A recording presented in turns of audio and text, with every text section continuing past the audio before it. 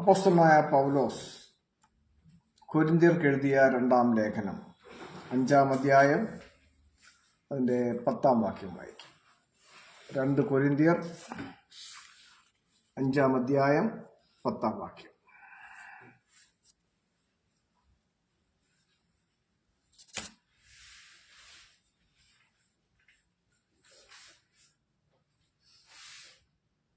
അവനവൻ ശരീരത്തിലിരിക്കുമ്പോൾ ചെയ്തത് നല്ലതാകലും തീയതാകലും അതിന് തക്കവണ്ണം പ്രാപിക്കേണ്ടതിന് നാം എല്ലാവരും ക്രിസ്തുവിന്റെ ന്യായസനത്തിന് മുൻപാകെ വെളിപ്പെടേണ്ടതാകുന്നു. മതി.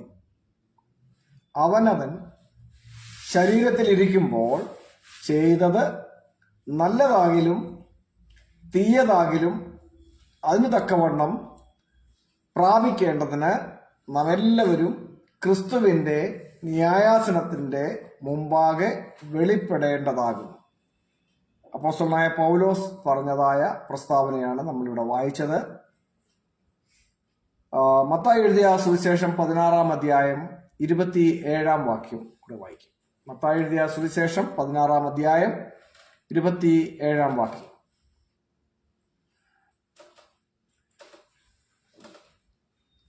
മനുഷ്യപുത്രൻ തന്റെ പിതാവിന്റെ മഹത്വത്തിൽ തന്റെ ദൂതന്മാരുമായി വരും. അപ്പോൾ അവൻ ഓരോരുത്തരും അവനവന്റെ പ്രവൃത്തിക്ക് തക്കവണ്ണം പകരം നൽകും. മനുഷ്യപുത്രൻ തന്റെ പിതാവിന്റെ മഹത്വത്തിൽ തന്റെ ദൂതന്മാരുമായി വരും. അപ്പോൾ അവൻ ഓരോരുത്തരും അവനവന്റെ പ്രവൃത്തിക്ക് തക്കവണ്ണം പകരം നൽകും. ഇവിടെയൊക്കെ നമ്മൾ കാണുന്നത് എന്താണ്? മനുഷ്യപുത്രൻ തന്റെ പിതാവിന്റെ മഹത്വത്തിൽ ദൂതന്മാരുമായി വരുമ്പോൾ ഓരോരുത്തന് അവനവന്റെ പ്രവൃത്തിക്ക് തക്കവണ്ണം പകരം നൽകും. Every man will be rewarded according to his deeds. ഇത് മനുഷ്യപുത്രൻ തന്റെ പിതാവിന്റെ മഹത്വത്തിൽ വരുമ്പോഴാണ്. മനുഷ്യപുത്രന്റെ വരവിനെ കുറിച്ച് നമ്മൾ ബൈബിളിൽ നോക്കുമ്പോൾ കർത്താവായ യേശുക്രിസ്തു പറഞ്ഞതായി രേഖപ്പെടുത്തിയിരിക്കുന്ന വിവിധ ഭാഗങ്ങളുണ്ട്. മനുഷ്യപുത്രന്റെ വരവിനെ കുറിച്ച് യേശുക്രിസ്തു പറഞ്ഞതായി ലൂക്കോസ് രേഖപ്പെടുത്തുമ്പോൾ കുറച്ചുകൂടി വിശദമായിട്ട് നമുക്ക് ആ ഭാഗം കാണുവാൻ കഴിയുന്നുണ്ട്. ലൂക്കോസ് എഴുതിയ സുവിശേഷം 9-ാം അധ്യായം അതിന്റെ 26-ാം വാക്യം വായിക്കാം. ലൂക്കോസ് എഴുതിയ സുവിശേഷം 9-ാം അധ്യായം 26-ാം വാക്യം. മത്തായി എഴുതിയ സുവിശേഷം 16-ാം അധ്യായത്തിന്റെ 27-ാം വാക്യമാണ് നമ്മൾ വായിച്ചത്. അവിടെ വായിക്കുമ്പോൾ നമ്മൾ കാണുന്നത് മനുഷ്യപുത്രൻ തന്റെ പിതാവിന്റെ മഹത്വത്തിൽ തന്റെ ദൂതന്മാരുമായി വരുമ്പോൾ എന്നാണ് പ്രസ്താവന കാണുന്നത്. എന്നാൽ ലൂക്കോസ് എഴുതിയ സുവിശേഷം 9-ാം അധ്യായം 26-ാം വാക്യം ഒന്ന് വായിക്കാം. അവിടെ കുറച്ചുകൂടി എലാബറേറ്റർ ആയിട്ട് നമുക്ക് കാണുവാൻ കഴിയുന്നുണ്ട്. ആരെങ്കിലും എന്നെയും എന്റെ വചനങ്ങളെയും കുറിച്ച് നാണിച്ചാൽ അവനെക്കുറിച്ച് മനുഷ്യപുത്രൻ തന്റെയും പിതാവിന്റെയും വിശുദ്ധ ദൂതന്മാരുടെയും മഹത്വത്തിൽ വരുമ്പോൾ നാണിക്കും. അപ്പോൾ ഇവിടെ ലൂക്കോസ് ഈ കാര്യം രേഖപ്പെടുത്തുമ്പോൾ ആരുടെയെല്ലാം മഹത്വമുണ്ട് എന്നാണ് നമ്മൾ വായിക്കുന്നത്? മനുഷ്യപുത്രന്റെ മഹത്വമുണ്ട്, മനുഷ്യപുത്രന്റെ പിതാവിന്റെ മഹത്വമുണ്ട്, പിന്നെ അസംഖ്യം എന്ന് പറഞ്ഞാൽ എണ്ണം പറയാത്ത വിശുദ്ധ ദൂതന്മാരുടെ മഹത്വമുണ്ട്. അപ്പോൾ ഇവരുടെയൊക്കെ മഹത്വം മനുഷ്യപുത്രന്റെ വരവിലുണ്ട് എന്ന് ലൂക്കോസ് ഈ കാര്യം രേഖപ്പെടുത്തുമ്പോൾ നമുക്ക് കാണുവാൻ തക്കവണ്ണം കഴിയും. ഇത് ചില അധ്യാപനങ്ങളോടുള്ള ബന്ധത്തിൽ നമ്മൾ വളരെ ഡീറ്റെയിൽഡ് ആയിട്ട് ചിന്തിക്കേണ്ട കാര്യമാണ്. അപ്പോൾ ഒരേ കാര്യം തന്നെയാണ് മത്തായി രേഖപ്പെടുത്തുന്നതും ലൂക്കോസ് രേഖപ്പെടുത്തുന്നതും. പക്ഷെ മത്തായി രേഖപ്പെടുത്തുമ്പോൾ മനുഷ്യപുത്രൻ പിതാവിന്റെ മഹത്വത്തിൽ വരുന്നതിനെ കുറിച്ചാണ് രേഖപ്പെടുത്തുന്നത്. എന്നാൽ ലൂക്കോസ് രേഖപ്പെടുത്തുമ്പോൾ ആ മനുഷ്യപുത്രന്റെ വരവിൽ പിതാവിന്റെ മാത്രം മഹത്വമല്ല ഉള്ളതെന്ന് വളരെ വ്യക്തമായി രേഖപ്പെടുത്തുന്നു. അവിടെ ആരുടെയെല്ലാം മഹത്വമുണ്ട്? മനുഷ്യപുത്രന്റെ മഹത്വമുണ്ട്, അവന്റെ പിതാവിന്റെ മഹത്വമുണ്ട്, അസംഖ്യം വിശുദ്ധ ദൂതന്മാരുടെ മഹത്വമുണ്ട്. വിശുദ്ധ ദൂതന്മാരുടെ സംഖ്യ പറഞ്ഞിട്ടില്ലാത്തതുകൊണ്ടാണ് ഞാൻ അസംഖ്യം എന്ന് പറയുന്നത്. ഒരു ദൂതനോ രണ്ടു ദൂതനോ എന്നല്ല, സംഖ്യ പറഞ്ഞിട്ടില്ലാത്ത കണക്കിനാണ് ദൂതന്മാരെ കുറിച്ച് അവിടെ പ്രസ്താവന നടത്തുന്നത്. അപ്പോൾ വിശുദ്ധ ദൂതന്മാരുമായി മനുഷ്യപുത്രൻ വരും. ഈ മനുഷ്യപുത്രന്റെ വരവിൽ മനുഷ്യപുത്രന്റെ മഹത്വമുണ്ട്, വിശുദ്ധ ദൂതന്മാരുടെ മഹത്വമുണ്ട്, ഈ മനുഷ്യപുത്രന്റെ പിതാവിന്റെയും മഹത്വമുണ്ട്. പലരും പഠിപ്പിക്കുന്നത് യേശുക്രിസ്തു തന്നെയാണ് പിതാവ് എന്ന് പഠിപ്പിക്കുന്ന ആൾക്കാരുണ്ട്. അവരുടെ അധ്യാപനങ്ങളെ തികച്ചും ഖണ്ഡിക്കുന്നതായ ഭാഗമാണ് ലൂക്കോസ് 9:26 നമ്മൾ കാണുന്നത്.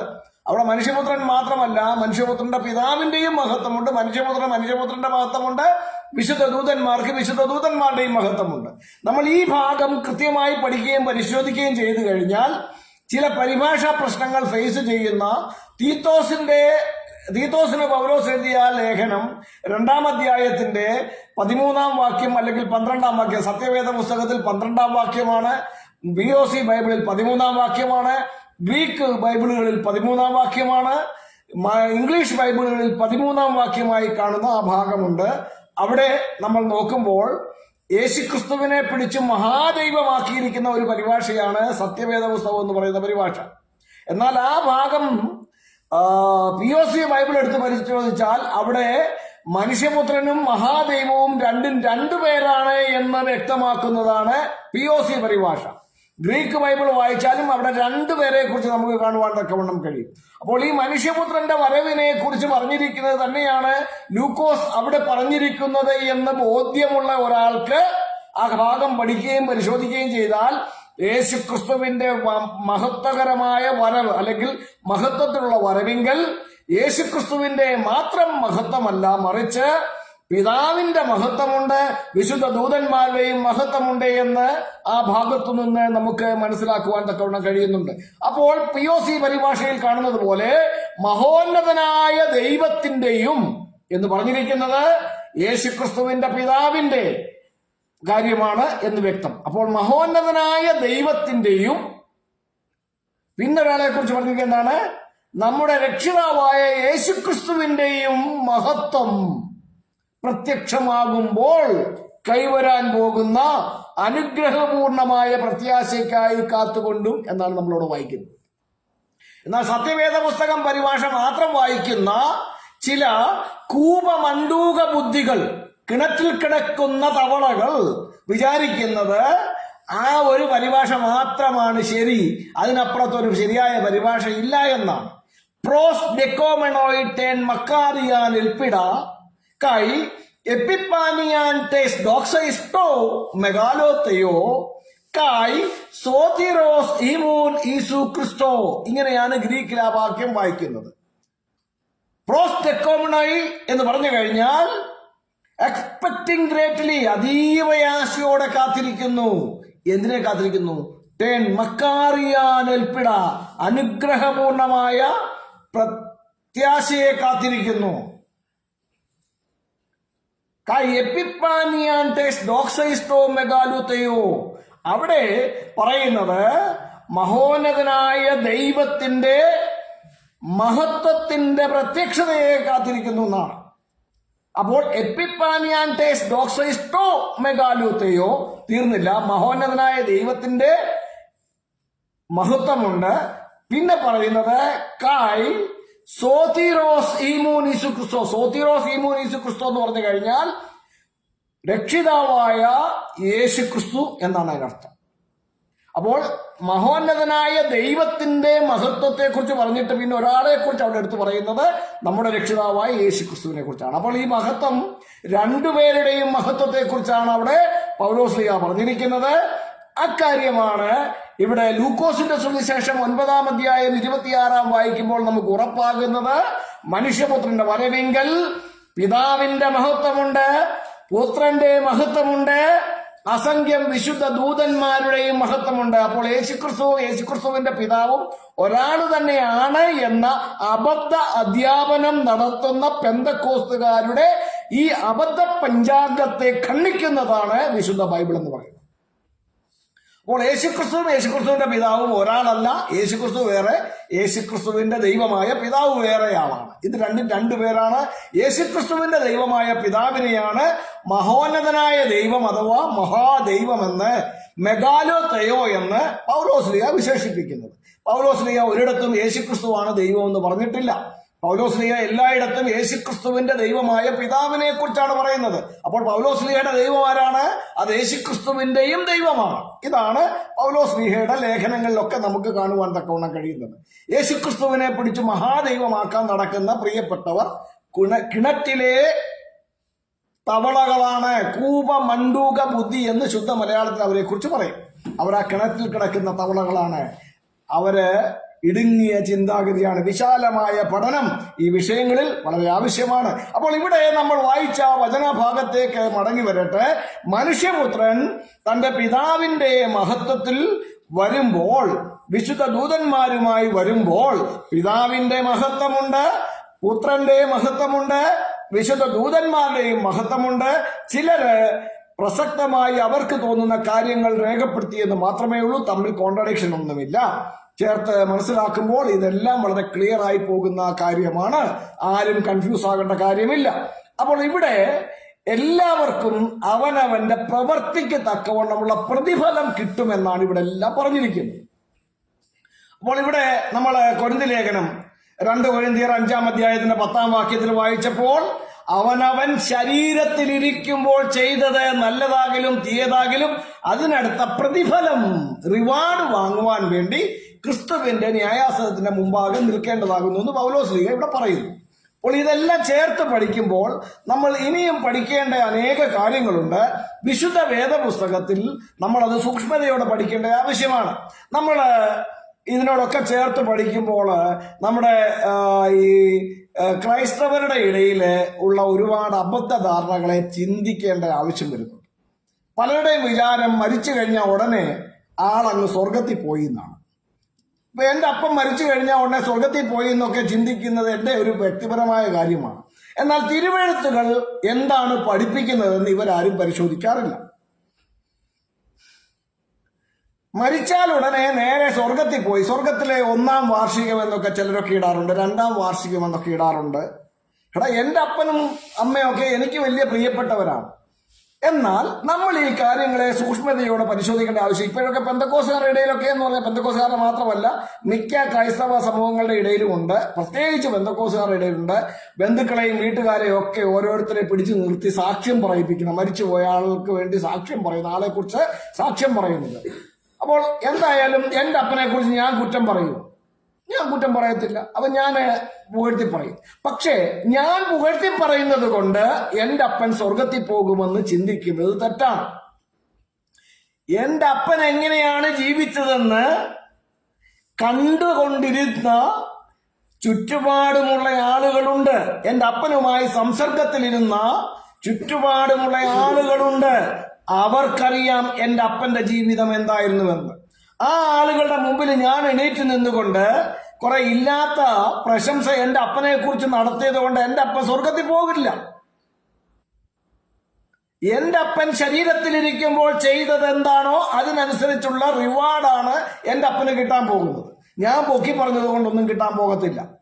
സഭയിലെ വിശ്വാസികളുടെ ഇടയിൽ വഴക്കുണ്ടാക്കുകയും ബഹളമുണ്ടാക്കുകയും അസമാധാനം ഉണ്ടാക്കുകയും ചെയ്ത അച്ചായൻ, ഈ അച്ചായന്മാര് പലരും സഭകളിൽ ഈ ബഹളമുണ്ടാക്കുകയും ഒക്കെ ചെയ്യുന്നതിന്റെ കാരണം പലരും അവരവിടുത്തെ സമ്പന്നര്, ജോർജ് കുട്ടി ചില്ലറയുള്ള അച്ചായന്മാരായതുകൊണ്ടും അവരുപദേശിമാർക്കും സഭയ്ക്കും ഒക്കെ കാശ് കൊടുത്ത് ആൾക്കാരെ പ്രീണിപ്പിക്കുകയും ചെയ്തതുകൊണ്ട് അവരുടെ പണത്തിന്റെ മേലുള്ള, പണത്തിന്റെ അധികാരത്തിലുള്ള ഹുങ്ക് പ്രകടമാക്കുന്നതാണ് ഇത്തരം പല കാര്യങ്ങളും എന്ന് പറയുന്നത്.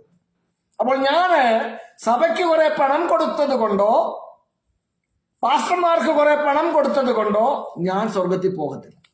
എന്റെ അപ്പൻ കുറെ കാശ് പാസ്റ്റർമാർക്കോ സഭയ്ക്കോ കൊടുത്തത് കൊണ്ട് സ്വർഗത്തിൽ പോകുന്നു വിചാരിക്കരുത്.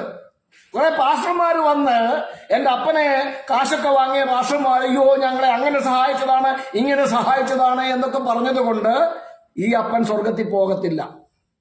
അപ്പൻ സ്വർഗത്തിൽ പോകണമെങ്കിൽ ശരീരത്തിലിരിക്കുമ്പോൾ ചെയ്തത് നല്ലതാണോ തീയതാണോ എന്നുള്ളത് ആ അപ്പൻ സ്വയം അറിയുന്ന കാര്യമാണ്. അദ്ദേഹത്തിൽ നിന്ന് അനുഭവങ്ങൾ നേരിട്ടവർ കാണുന്ന കാര്യമാണ്. അതുകൊണ്ട് ഈ പറയുന്ന സാക്ഷ്യപ്രകടനങ്ങളിലൊന്നും ഒരു കാര്യവുമില്ല. ശരീരത്തിലിരിക്കുമ്പോൾ മനുഷ്യൻ ജീവിക്കേണ്ട ക്രമത്തെക്കുറിച്ച് വിശുദ്ധ തിരുവെഴുത്ത് പഠിപ്പിക്കുന്ന ആ ക്രമപ്രകാരം ജീവിക്കാത്ത കാലത്തോളം ഒരു സ്വർഗത്തിലും ആരും പോകുകയില്ല എന്ന് വ്യക്തമായി മനസ്സിലാക്കണം. അതുകൊണ്ട് ഈ സാക്ഷ്യങ്ങളുടെ പ്രകടനങ്ങളല്ല, വ്യക്തിപരമായ ജീവിതത്തിലെ ജീവിത ശൈലിയാണ് ഓരോരുത്തരും റിവാർഡ് ചെയ്യപ്പെടുവാൻ കാരണമാക്കുന്നതെന്ന് എന്റെ പ്രിയപ്പെട്ടവരെ നിങ്ങൾ മനസ്സിലാക്കി വേണം ഈ വിശ്വാസ ജീവിതത്തെ നയിക്കേണ്ടത്. കർത്താവിന്റെ ഹിതത്തെ അറിയുകയും അവന്റെ വചനത്തെ അറിയുകയും അവന്റെ വചനപ്രകാരം ജീവിക്കുകയും ചെയ്യാത്തത് ഒരുത്തനും, അങ്ങനെ ചെയ്യാത്ത ഒരുത്തനും ഒരു ഗുണവും ഉണ്ടാകുവാൻ പോകുന്നില്ല. വളരെ സൂക്ഷ്മതയോടെ പരിശോധിക്കേണ്ട കാര്യമാണ്. കർത്താവായ യേശുക്രിസ്തു പറഞ്ഞത് ഒന്നുകൂടി ആവർത്തിക്കുന്നു. മനുഷ്യപുത്രൻ തന്റെ പിതാവിന്റെ മഹത്വത്തിൽ വിശുദ്ധ ദൂതന്മാരുമായി വരുമ്പോൾ ഓരോരുത്തരും അവനവന്റെ പ്രവൃത്തിക്ക് തക്കവണ്ണം പകരം നൽകും. പ്രതിഫലം, റിവാർഡ് ഇതൊക്കെ കൊടുക്കുമെന്നാണ് പറഞ്ഞിരിക്കുന്നത്. പൗലോസ്ലീഹ പറയുമ്പോൾ ഓരോരുത്തർ ശരീരത്തിലിരിക്കുമ്പോൾ ചെയ്തത് നല്ലതാകിലും തീയതാകിലും അതിനടുത്ത പ്രതിഫലം വാങ്ങേണ്ടതിന് എല്ലാവരും ക്രിസ്തുവിന്റെ ന്യായാസനത്തിന്റെ മുമ്പാകെ നിൽക്കേണ്ടതാകുന്നു. വളരെ ക്ലിയറാണ്. ഇനി നമ്മൾ മുന്നോട്ട് പോകുമ്പോൾ നമ്മൾ പരിശോധിക്കേണ്ട ഈ ന്യായവിധി നടത്തുന്നത് ആരാണ് എന്ന് പഠിക്കണം. യേശുക്രിസ്തു ന്യായവിധി നടത്തുമെന്ന് ബൈബിളിൽ ഒരു വാക്യത്തിലും പറഞ്ഞിട്ടില്ല. യേശുക്രിസ്തു ന്യായാധിപനാണ്, ന്യായവിധി നടത്തുമെന്ന് ബൈബിളിൽ ഒരു വാക്യത്തിലും പറഞ്ഞിട്ടില്ല. നമ്മൾ വളരെ സൂക്ഷ്മതയോടെ പഠിക്കേണ്ട കാര്യമാണ്. ന്യായവിധി നടത്തുന്ന ഒടുക്കത്തെ നാളിലാണ് ന്യായവിധി നടത്തുന്നത്. അപ്പോൾ ഈ ഒടുക്കത്തെ നാളിലെ ന്യായവിധി നടത്തുന്നത് ആരാണ് എന്ന് വിശുദ്ധ വേദപുസ്തകത്തിൽ പറഞ്ഞിട്ടുണ്ട്. യേശുക്രിസ്തു നടത്തുമെന്ന് ബൈബിളിൽ പറഞ്ഞിട്ടില്ല. ആരെങ്കിലും യേശുക്രിസ്തു ന്യായവിധി നടത്തുമെന്ന് ബൈബിളിൽ പറഞ്ഞിട്ടുണ്ടെങ്കിൽ ആ വാക്യം കാണിച്ചാൽ ഞാൻ എന്നെ തിരുത്താൻ തയ്യാറാണ്. യേശുക്രിസ്തു പറഞ്ഞിട്ടുണ്ട് ആരാണ് ന്യായവിധി നടത്തുന്ന ന്യായാധിപനെന്ന്.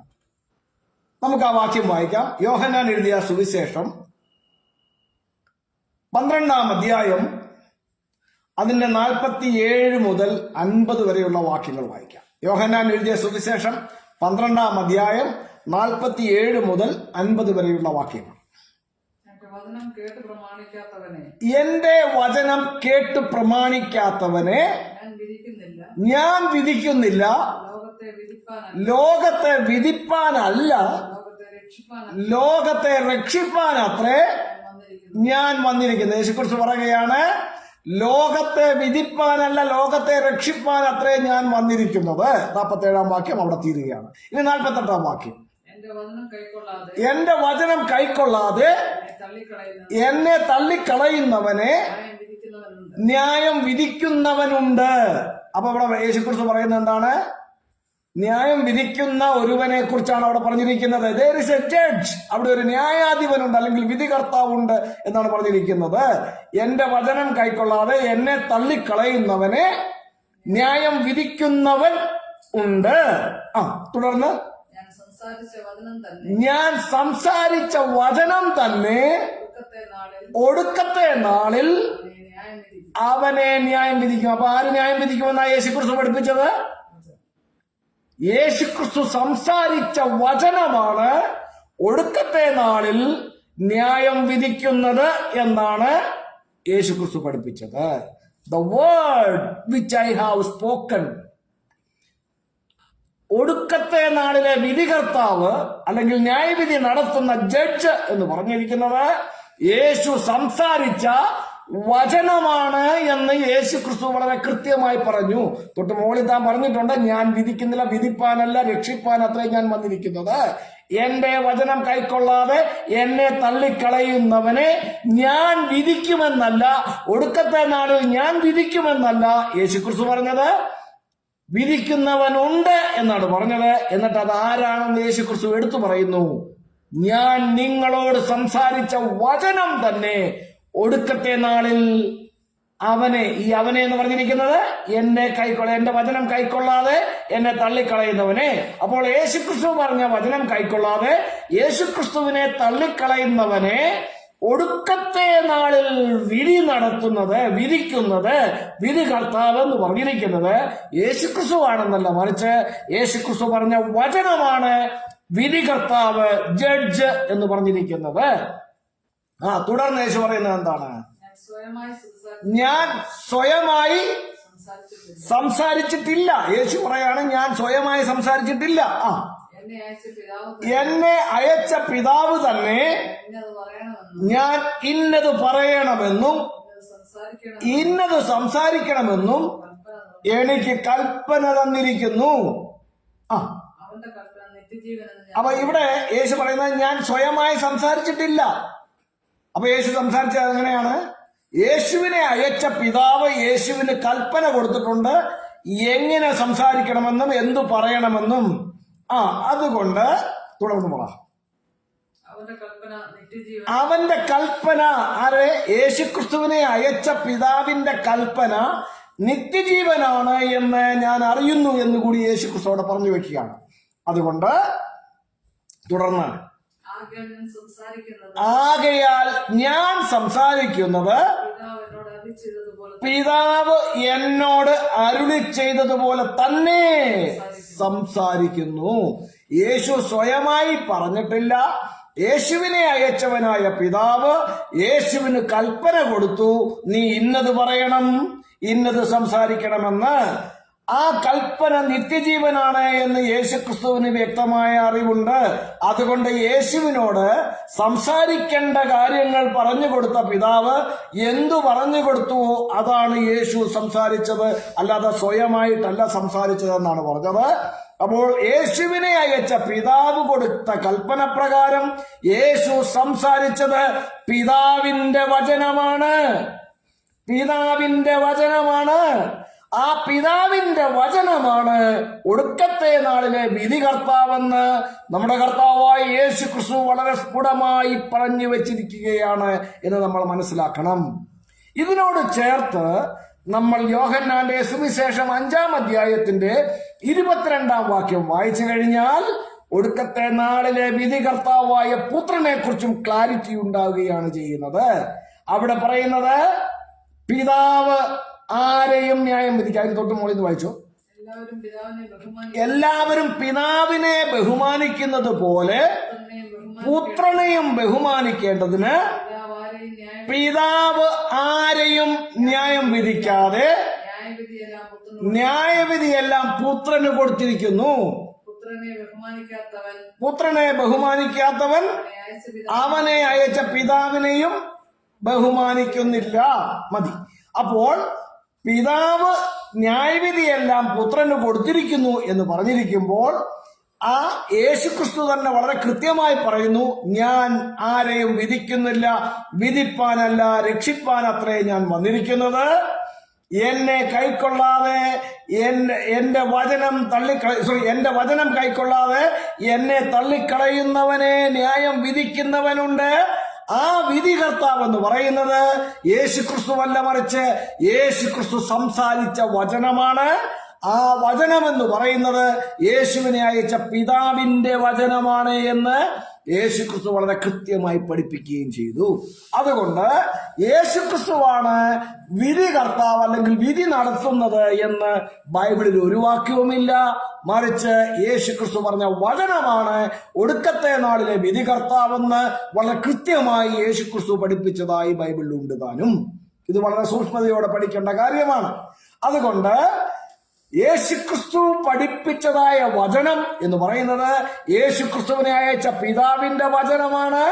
യേശുക്രിസ്തുവിനെ അയച്ച പിതാവിന്റെ വചനം യേശുക്രിസ്തു പഠിപ്പിച്ചതനുസരിച്ച് യേശുക്രിസ്തുവിനോട് കേട്ടുപഠിച്ചവർ യേശുക്രിസ്തു പഠിപ്പിച്ചതായ വചനങ്ങൾ രേഖപ്പെടുത്തിയത് കണ്ടിട്ട് അതിൽ നിന്നും യേശുക്രിസ്തു പഠിപ്പിച്ച കാര്യങ്ങളെ മനസ്സിലാക്കിയവർ ചെയ്യേണ്ടത് എന്താണെന്ന് ചോദിച്ചു കഴിഞ്ഞാൽ, ഈ ശരീരത്തിലിരിക്കുമ്പോൾ ചെയ്യേണ്ടത് നല്ലത് വേണോ അതോ തീയത് വേണോ എന്ന് നിശ്ചയം പ്രാപിച്ചിട്ട് അതിനനുസരിച്ചുള്ള റിവാർഡാണ് കിട്ടാൻ പോകുന്നത് എന്ന് മനസ്സിലാക്കിയിട്ട് നന്മ പ്രവർത്തി ചെയ്ത്, നല്ലത് ചെയ്ത്, ശരിയായത് ചെയ്ത്, ക്രിസ്തുവിന്റെ വചനത്തിൽ നിലനിന്ന് നിത്യജീവനിലേക്ക് പോകുവാൻ ആഗ്രഹിക്കുന്നുവെങ്കിൽ അതിനനുസരിച്ചുള്ള പ്രതിഫലം ലഭിക്കും. അതല്ല, ക്രിസ്തുവിലൂടെ ദൈവം തന്റെ ഹിതം അറിയിച്ചു തന്നത് പരിഗണിക്കാതെ, അതിനെ കൈക്കൊള്ളാതെ, ചിട്ടയോടെ ജീവിതത്തെ നയിക്കാതെ, തോന്നിയതുപോലെ തീയതായ പ്രവർത്തികൾ, ബാഡ് വർക്ക്സ് ആണ് ചെയ്ത് ജീവിക്കുന്നതെങ്കിൽ അതിനനുസരിച്ചുള്ള റിവാർഡും കിട്ടും. ഇത് കിട്ടുന്നതൊക്കെ ഒടുക്കത്തെ നാളിൽ ന്യായാസനത്തിന്റെ മുമ്പാകെ നിൽക്കുമ്പോഴാണ്. വെളിപ്പാട് പുസ്തകം 20-ാം അധ്യായത്തിന്റെ 13-ാം വാക്യത്തിൽ നമുക്ക് വായിക്കാം. വെളിപ്പാട് പുസ്തകം 20-ാം അധ്യായത്തിന്റെ 13-ാം വാക്യത്തിൽ വായിക്കാം. സമുദ്രം തങ്ങളുടെ മരിച്ചവരെ ഏൽപ്പിച്ചു കൊടുത്തു. അതിന്റെ തൊട്ട് മുകളിൽ നിന്ന് വായിച്ചേ. മരിച്ചവർ ആബാലവൃദ്ധം സിംഹാസനത്തിന്റെ മുമ്പിൽ നിൽക്കുന്നത് കണ്ടു. പുസ്തകങ്ങൾ തുറന്നു. ജീവന്റെ പുസ്തകം എന്ന മറ്റൊരു പുസ്തകവും തുറന്നു. പുസ്തകങ്ങൾ എഴുതിയതിന് ഒത്തവണ്ണം മരിച്ചവർക്ക് അവരുടെ പ്രവർത്തികൾക്കടുത്ത ന്യായവിധിയുണ്ടായി. സമുദ്രം തങ്ങളുടെ മരിച്ചവരെ ഏൽപ്പിച്ചു കൊടുത്തു. അപ്പോൾ ഇവിടെ മനസ്സിലാക്കണം, പുസ്തകങ്ങളിൽ രേഖപ്പെടുത്തി വയ്ക്കുന്നുണ്ട് നമ്മുടെ ഓരോരുത്തരുടെയും പ്രവർത്തികൾ. ആ പുസ്തകങ്ങൾ തുറക്കപ്പെടുമ്പോൾ അതിൽ രേഖപ്പെടുത്തിയിരിക്കുന്നതനുസരിച്ച് റിവാർഡ് ചെയ്യപ്പെടുമെന്നാണ് അവിടെ പറഞ്ഞിരിക്കുന്നത്. വെളിപ്പാട് 20-ന്റെ 10, 11, 12, 13 വാക്യങ്ങൾ വായിക്കണം. തുടർന്ന് മരിച്ചവർ ആബാലവൃദ്ധം 13-ാം വാക്യം. സമുദ്രം തന്നിലുള്ള മരിച്ചവരെ ഏൽപ്പിച്ചു കൊടുത്തു. മരണവും പാതാളവും തങ്ങളിലുള്ള മരിച്ചവരെ ഏൽപ്പിച്ചു കൊടുത്തു. ഓരോരുത്തന് അവനവന്റെ പ്രവർത്തികൾക്കടുത്ത വിധിയുണ്ടായി.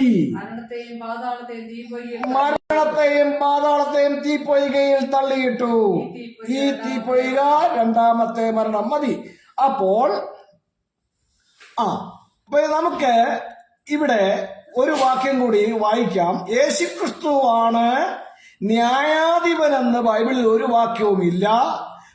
അപ്പോസ്തല പ്രവൃത്തികളുടെ പുസ്തകം 17-ാം അധ്യായത്തിന്റെ 31-ാം വാക്യം കൂടെ ഒന്ന് വായിക്കാം. അവിടെ പൗലോസ്ലീഹ പറയുന്ന കാര്യം നമുക്ക് വായിച്ച അപ്പോസ്തല പ്രവൃത്തി 17-ാം അധ്യായത്തിന്റെ 31-ാം വാക്യം. താൻ നിയമിച്ച പുരുഷൻ മുഖാന്തരം ലോകത്തെ നീതിയിൽ ന്യായം വിധിപ്പാൻ അവൻ ഒരു ദിവസത്തെ നിയമിച്ചു. ആരാ വിധിക്കുന്നത്? യേശുക്രിസ്തു വിധിക്കുമെന്നാണോ? താൻ നിയമിച്ച പുരുഷൻ മുഖാന്തരം ലോകത്തെ ന്യായം വിധിപ്പാൻ ആര്? ദൈവം. മനസ്സിലായോ? ഒരു ദിവസത്തെ നിയമിച്ചു. മനസ്സിലായോ? ന്യായം വിധിക്കുന്നത് യേശുക്രിസ്തുവാണെന്ന് അപ്പോസ്തല പ്രവൃത്തി 17-ാം അധ്യായത്തിന് 31-ാം വാക്യത്തിലും പറഞ്ഞിട്ടില്ല. ന്യായം വിധിക്കുന്നത് ആരാണെന്ന് യേശുക്രിസ്തു വളരെ വ്യക്തമായി പറഞ്ഞു. അത് യേശുക്രിസ്തു പറഞ്ഞ വചനമാണ് ഒടുക്കത്തെ നാളിലെ വിധികർത്താവ്. യോഹന്നാന്റെ സുവിശേഷം 12-ാം അധ്യായം 48-ാം വാക്യം സൂക്ഷ്മതയോടെ വായിച്ച് പരിശോധിക്കുക.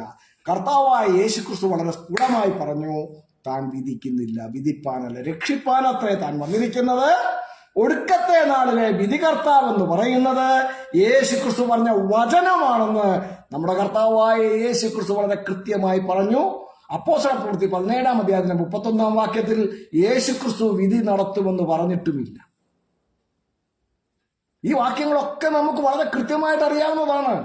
ഇതൊന്നും അറിയാത്തതല്ല. യേശുക്രിസ്തു വിധി കർത്താവാണെന്നോ വിധി നടത്തുമെന്നോ ബൈബിളിൽ ഒരു വാക്യത്തിലും പറഞ്ഞിട്ടില്ല.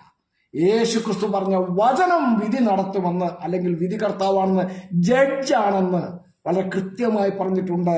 The word which I have spoken. പിതാവിന്റെ വചനമാണ് വിധി കർത്താവെന്ന് വളരെ കൃത്യമായി കർത്താവായ യേശുക്രിസ്തു പഠിപ്പിച്ചു. അബദ്ധധാരണകൾ കേട്ടുപഠിച്ച പല കാര്യങ്ങളും നമ്മളിൽ ആധിപത്യം നടത്തുന്നുണ്ടാകും. പക്ഷെ അതൊക്കെ അങ്ങനെ തന്നെയാണോ എന്ന് തിരുവെഴുത്തുകളെ പരിശോധിച്ചാണ് നമ്മൾ പഠിക്കുകയും ഉറപ്പിക്കുകയും ചെയ്യേണ്ടത്. Study the word of God. വളരെ കൃത്യമായി ബൈബിളിൽ പറഞ്ഞിട്ടുണ്ട്, യേശു സംസാരിച്ച വചനമാണ് ഒടുക്കത്തെ നാളിലെ വിധി കർത്താവ്. യോഹന്നാൻ 12:48. അത് പിതാവിന്റെ വചനമാണെന്ന് യേശുക്രിസ്തു വളരെ വ്യക്തമായി പഠിപ്പിച്ചു തരികയും ചെയ്തിട്ടുണ്ട്. ദൈവം നിയമിച്ച പുരുഷനെ മരിച്ചവരിൽ നിന്ന് എഴുന്നേൽപ്പിച്ചു എന്നൊക്കെ അപ്പോസ്തല പ്രവൃത്തി 17-ാം അധ്യായത്തിന്റെ 31-ാം വാക്യത്തിലുണ്ട്. പക്ഷേ യേശുക്രിസ്തു വിധി നടത്തുമെന്ന് വിധികർത്താവാണെന്നൊന്നും അവിടെ ഒന്നും പറഞ്ഞിട്ടില്ല. ഇത് വളരെ സൂക്ഷ്മതയോടെ പരിശോധിക്കണം. അബദ്ധധാരണകൾ കേട്ടുപഠിച്ചത് ആധിപത്യം നടത്തുന്നവർക്ക് തിരുത്താൻ ബുദ്ധിമുട്ട് തോന്നും. പക്ഷെ തിരുവെഴുത്ത് പഠിച്ച് പരിശോധിച്ച് നോക്കിയിട്ട് വേണം തിരുത്തണോ വേണ്ടോ എന്ന് തീരുമാനിക്കണം. അങ്ങനെയാണ്.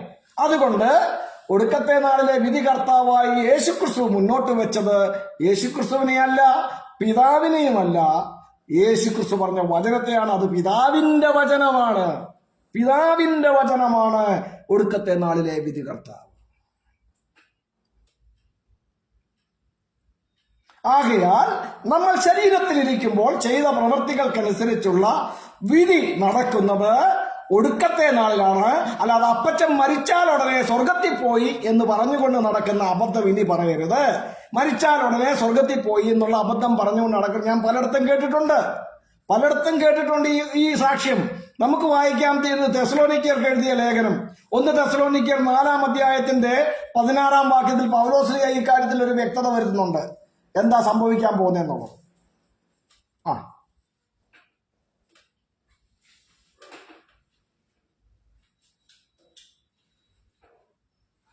1 തെസ്സലോനിക്കർ 4-ാം അധ്യായത്തിന്റെ 16-ാം വാക്യം.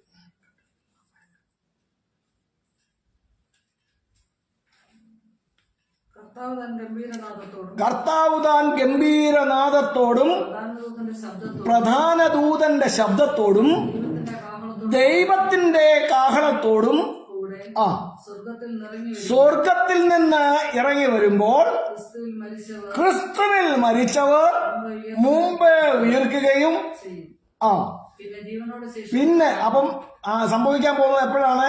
കർത്താവ് താൻ ഗംഭീരനാദത്തോടും പ്രധാന ദൂതന്റെ ശബ്ദത്തോടും ദൈവത്തിന്റെ കാഹളത്തോടും കൂടി സ്വർഗത്തിൽ നിന്ന് ഇറങ്ങി വരുമ്പോഴാണ് ഈ മരിച്ചവരെ കുറിച്ചും മരിക്കാതെ ശേഷിക്കുന്നവരെ കുറിച്ചും ഒക്കെ ഉള്ളത് പഠിപ്പിക്കുന്നത്. അതെന്താണ് പറഞ്ഞത്?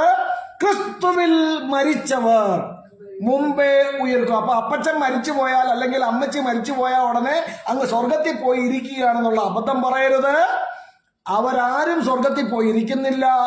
കർത്താവ് താൻ ഗംഭീരനാദത്തോടും പ്രധാന ദൂതന്റെ ശബ്ദത്തോടും ദൈവത്തിന്റെ കാഹളത്തോടും കൂടി സ്വർഗത്തിൽ നിന്ന് ഇറങ്ങി വരുമ്പോൾ ക്രിസ്തുവിൽ മരിച്ചവർ മുമ്പേ ഉയർക്കും.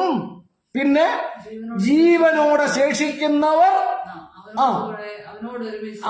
അവനോടൊരുമിച്ച് ആകാശത്തിൽ കർത്താവിനെ എതിരേൽക്കുവാൻ മേഘങ്ങളിൽ എടുക്കപ്പെടും. മനസ്സിലായോ? അല്ലാതെ മരിച്ച ഉടനെ സ്വർഗത്തിൽ പോയി എന്ന് പറഞ്ഞുകൊണ്ടിരിക്കുന്ന അബദ്ധം ഇനിയെങ്കിലും തിരുവെഴുത്തുകളെ പരിശോധിച്ച് തിരുത്തേണ്ടത് ആവശ്യമാണ്. നമുക്ക് അങ്ങനെയൊക്കെ നമ്മുടെ ഈ എന്താ പറയുന്നത് വൈകാരികത കൊണ്ട് എന്റെ അപ്പൻ മരിച്ച ഉടനെ അങ്ങ് സ്വർഗത്തിൽ പോയി എന്ന് പറഞ്ഞിട്ട് ഇതൊക്കെ അബദ്ധധാരണകളാണ്. ക്രിസ്തുവിൽ മരിച്ചവർ മുമ്പേ ഉയർക്കും. ക്രിസ്തുവിലാണ് മരിച്ചതെങ്കിൽ അവർ മുമ്പേ ഉയർക്കും. ക്രിസ്തുവിൽ മരിക്കണമെങ്കിൽ ക്രിസ്തുവിൽ ജീവിക്കണം. ഒരുവൻ ക്രിസ്തുവിലായാൽ അവൻ പുതിയ സൃഷ്ടിയാകുന്നു. അപ്പോൾ ക്രിസ്തുവിലായി പുതിയ സൃഷ്ടിയായെങ്കിലേ ക്രിസ്തുവിൽ മരിക്കാൻ കഴിയുകയുള്ളൂ. ക്രിസ്തുവിലാകണം. ക്രിസ്തുവിലാകുന്നവർ എന്ത് ചെയ്യും? ക്രിസ്തുവിലാകുന്നവർ ക്രിസ്തുവിന്റെ ഉപദേശത്തിൽ നിലനിൽക്കും. ക്രിസ്തു എന്താണോ പഠിപ്പിച്ചത് അതിൽ നിലനിൽക്കും. അതല്ലാതെ ക്രിസ്തുവിലാണെന്നും പറഞ്ഞുകൊണ്ട് ക്രിസ്തു പറഞ്ഞതുമായിട്ട് യാതൊരു ബന്ധവുമില്ലാത്ത വിപരീത ഉപദേശങ്ങളും പഠിപ്പിച്ച് അതിനെയും ആശ്ലേഷിച്ചുകൊണ്ട് നടന്നു കഴിഞ്ഞാൽ കൊട്ടിയും പാടിയും നടന്നിട്ട് ഒരു കാര്യവുമില്ല. ക്രിസ്തുവിലായവൻ ക്രിസ്തു പഠിപ്പിച്ച ഉപദേശങ്ങളിൽ നിലനിൽക്കും. അവൻ ക്രിസ്ത്യാനി എന്ന് റെക്കഗ്നൈസ് ചെയ്യപ്പെടും. അല്ലാതെ മത്തായി എന്നോ ചാക്കോ എന്നോ തോമ എന്നോ പേരിട്ടത് കൊണ്ട് വെള്ളത്തിൽ മുങ്ങിയത് കൊണ്ട് ഒരുത്തനും ക്രിസ്ത്യാനിയാകാൻ പോകുന്നില്ല. ക്രിസ്തുവിൽ ആയാൽ, ക്രിസ്തുവിന്റെ വചനത്തിൽ നിലനിന്നാൽ അവൻ ക്രിസ്ത്യാനിയാകും. ക്രിസ്തുവിന്റെ വചനത്തിൽ നിലനിൽക്കണം. അല്ലാതെ ക്രിസ്തു പഠിപ്പിച്ചതിന് വിപരീതമായി ഉപദേശവും ഉണ്ടാക്കി കൊട്ടിപ്പാടി നടന്നതുകൊണ്ട് ഒരു കാര്യവുമില്ല. ക്രിസ്തുവിന്റെ ഉപദേശത്തിൽ നിലനിൽക്കണം. ഒരുവൻ ക്രിസ്തുവിലായാൽ അവൻ പുതിയ സൃഷ്ടിയാകുന്നു. അപ്പോൾ ക്രിസ്തുവിൽ ആയാൽ മാത്രമേ ക്രിസ്തുവിൽ മരിക്കാൻ കഴിയുകയുള്ളൂ. ക്രിസ്തുവിൽ മരിച്ചവരാണ് മുമ്പേ ഉയർക്കുന്നത്. പിന്നെ ക്രിസ്തുവിന്റെ വരവിനായി പ്രത്യാശയോടെ കാത്തിരിക്കുന്ന, സത്യത്തിന്റെ പരിജ്ഞാനത്തിൽ ക്രിസ്തുവിന്റെ വചനത്തിൽ നിലനിൽക്കുന്ന പ്രത്യാശയുള്ള ദൈവമക്കൾ രൂപാന്തരപ്പെടും. ഇങ്ങനെ ക്രിസ്തുവിൽ മരിച്ച് അടക്കപ്പെട്ട ശേഷം കാഹളം ധ്വനിക്കുമ്പോൾ ഉയർത്തെഴുന്നേറ്റവരും ജീവനോടെ ശേഷിക്കുന്ന ക്രിസ്തുവിന്റെ ഭക്തരും ഒരുമിച്ച് മേഘങ്ങളിൽ എടുക്കപ്പെടും കർത്താവിനെ എതിരേൽക്കുവാൻ. അല്ലാതെ മരിച്ചാൽ ഉടനെ പോയി അവിടെ സ്വർഗത്തില് പോയി വലഭാഗത്തിരിക്കുകയാണെന്നുള്ള അബദ്ധം കൊണ്ട് നീ പഠിപ്പിക്കരുത്.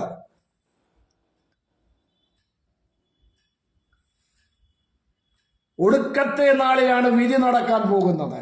ഒടുക്കത്തെ നാളിലെ വിധി കർത്താവ് യേശുക്രിസ്തുവല്ല, പ്രത്യുത യേശുക്രിസ്തു പഠിപ്പിച്ച, യേശുക്രിസ്തു പറഞ്ഞ വചനമാണ് വിധി കർത്താവ്. The judge of the last day. അത് യോഹന്നാൻ 12:48 യേശുക്രിസ്തു വളരെ വ്യക്തമായി പഠിപ്പിച്ചു. അത് യേശുക്രിസ്തുവിനെ അയച്ച പിതാവിന്റെ വചനമാണെന്നും യേശുക്രിസ്തു വളരെ കൃത്യമായി പഠിപ്പിച്ചിട്ടുണ്ട്. പ്രിയരെ, നമ്മൾ സത്യത്തിന്റെ പരിജ്ഞാനത്തിൽ വിശുദ്ധ തിരുവെഴുത്തുകൾ പഠിപ്പിക്കുന്നതനുസരിച്ച് ക്രിസ്തുവിലാകുകയും ക്രിസ്തുവിൽ ജീവിക്കുകയും ക്രിസ്തുവിൽ മരിക്കുകയും ക്രിസ്തുവിനെ എതിരേൽക്കുവാൻ മേഘങ്ങൾ എടുക്കപ്പെടുകയും ചെയ്യുന്നവരായി പ്രത്യാശയുള്ള ജീവിതം നയിപ്പാൻ നമുക്ക് ഓരോരുത്തർക്കും കഴിയണം. നമ്മെ തന്നെ ദൈവാകരങ്ങളിൽ സമർപ്പിക്കാം. കേൾക്കപ്പെട്ട വചനങ്ങളുടെ മുമ്പിൽ സമർപ്പണമുള്ളവരായി നമ്മെല്ലാവരും പ്രാർത്ഥനയോടുകൂടി ആയിരിക്കുമ്പോൾ പ്രിയ തോമസ് കുട്ടിച്ചായൻ ശബ്ദമുയർത്തി പ്രാർത്ഥിക്കും. Praise God. ഹല്ലേലൂയ. ഞങ്ങളെ കൂടാതെ സ്നേഹിക്കുകയും പരിപാലിക്കുകയും സൂക്ഷിക്കുകയും സംരക്ഷിക്കുകയും ചെയ്യുന്ന ഞങ്ങളുടെ സ്വർഗീയ നല്ല പിതാവേ,